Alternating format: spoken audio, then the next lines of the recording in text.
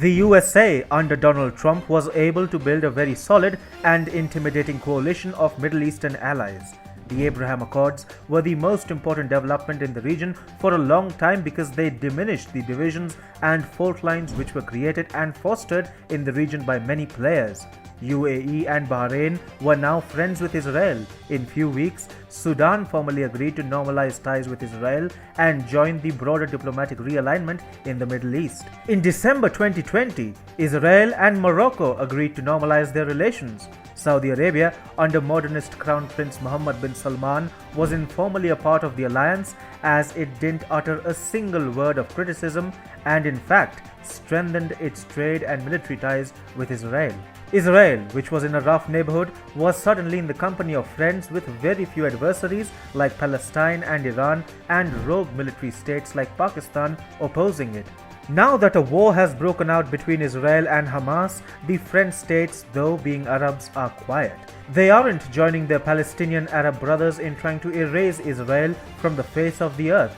And the reason behind all this is the 45th American president, Donald Trump. Hi and welcome. This is TFI Global, the foreign affairs and geopolitical analysis arm of the TFI Media Group, and I am your host Sandeep Ranhotra. In this video, I will tell you about how Trump's efforts have helped Israel in focusing on one single enemy at a time and avoid a multiple front war. Let's begin. Israel and Hamas are presently engaged in a fierce battle, with the Jewish nation retaliating against Hamas's hostile actions. Traditionally, whenever Israel and Hamas crossed swords, the Western liberal world and the Arab nations used to condemn Israel. Even India had a tendency to support Palestine as against Israel. Yet, this time around, many of Israel's allies have condemned Hamas. Others who have condemned Israel have done so as a mere formality. So, what has changed in the ongoing Israel-Gaza conflict? After all, US President Joe Biden is himself believed to be a pro-Palestine president. Influential far-left Democrats in the US openly encourage anti-Semitism. Biden's anti-Israel policies are actually responsible for emboldening Hamas, which ignited the latest round of escalation. Presently, Biden has been tacitly supporting Palestine while giving a cold shoulder to Israel.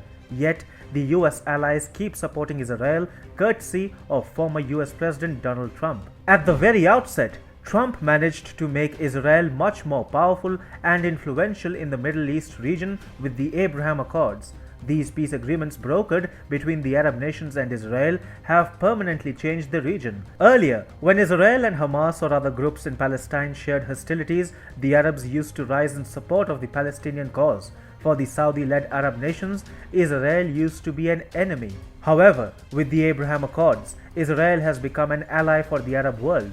While countries like the UAE and Bahrain have not officially abandoned Palestine, they no longer carry the same level of emotional attachment for the Palestinian cause. Therefore, Arab countries that signed Abraham Accords last year, which are the UAE, Bahrain, Sudan and Morocco, have formally shown support for Palestine this time around, but they are not exactly doing anything. Even their support to Palestine is not based on any loyalty towards the Palestinian cause. Rather, they feel compelled to do so because Hamas claims that it targeted Israel in order to defend the Al-Aqsa Mosque compound in Jerusalem.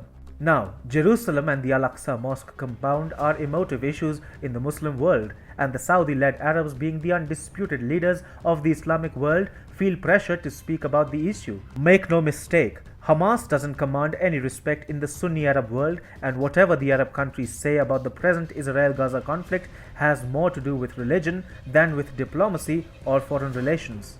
Yet, Israel can afford to stay relieved. Rest assured, the Arab nations are unlikely to go too hard against the Jewish nation over the recent hostilities between the Israeli Defense Forces and Hamas. Even outside the Arab world, Israel is not facing much pressure.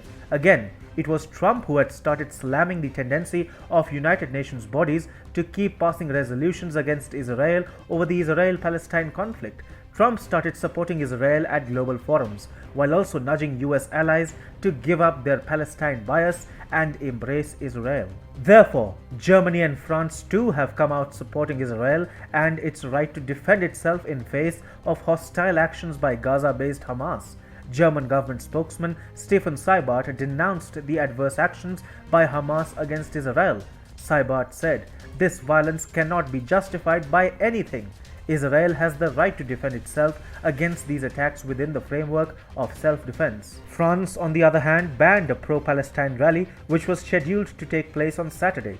French Interior Minister Gerald Darmanin said, "I have asked the Paris police chief to ban the protests on Saturday linked to the recent tensions in the Middle East." So, France is avoiding any protests on its soil which can mobilize adverse sentiment against the Jewish nation. The level of support that Israel is getting from Berlin and Paris is indeed unprecedented. In the Indo-Pacific too, US allies, India and Japan, have stood by Israel. Meanwhile, Australia, another US ally in the region too, has avoided any anti-Israel gestures from its soil. India has denounced all acts of violence, but specifically the rocket attacks from Gaza that started it all. On the other hand, the Japanese State Minister of Defense Yoshihide Nakayama tweeted in unequivocal support of Israel. Nakayama said, "Who fired rockets against ordinary citizens first? Our hearts are with Israel." In Australia, the police arrested a woman for allegedly burning Israel's flag during protests in Sydney. Later, Prime Minister Scott Morrison issued a stern warning and urged his countrymen not to import the Middle East conflict down under. Morrison said, "We do not want to import the troubles of other parts of the world into this country." There was a time when the world used to oppose Israel and the US stood by it. Today, Biden opposes Israel tacitly, but US allies support the Jewish nation as a necessary consequence of former President Donald Trump's unequivocal support to Israel.